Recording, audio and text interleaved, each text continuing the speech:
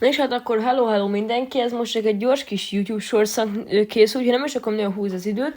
Nézzétek meg ezt a meccset, és hát ahol egy content creator ellen játszottam, amúgy No P volt a teamre, régen látjátok, már ugye Metamorph Fame 3-ja van, hogy ott is neki a kis kreatorikon, és ugye gondolom most ő is csak Maple pusolta. Adjátok, csak itt jönnek.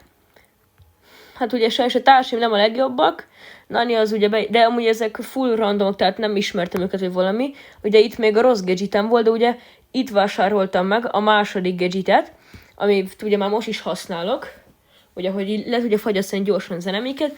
Akkor ugye hát a meccs második fele sem ment túl jól, ugye majd nézzétek is itt meg. Tudjátok, hogy itt Nani majd megint bemegy, feláldozza magát, jó nem, bocsi, rosszul mondtam, de a Surge azért már megy is.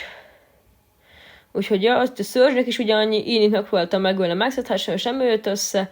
Itt még mindig a rossz gadgetem volt, és hát úgy ugye meg is halt a Surge. Úgyhogy ja, nem is jól jött ki, de egyébként. Srácok, majd mindjárt meg is várjatok, srácok, csak azóta már nagyon sok meccsen volt.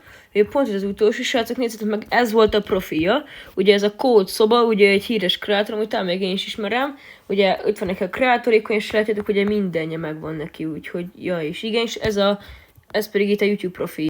Srácok, az előbb ugye nem is a legjobban fejeződött be a videóm, ugye lehúztam, ugye le akartam ejteni az iPhone a videót, tehát lesájtottam.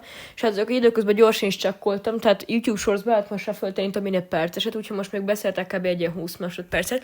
De hát nem is húzom tovább az időt, ugye ellene játszottunk, és nézzétek is meg a profilját. Azért komoly profilja van, 290 000 követő, mint láthatjátok, mindenhol ott van Twitteren, Twitchen, Discordon, TikTokon és ugye Instagramon is, meg mint ugye láthatjátok, majdnem 300 000 feliratkozója van, meg nagyon durva a megtekintésének, úgyhogy ja.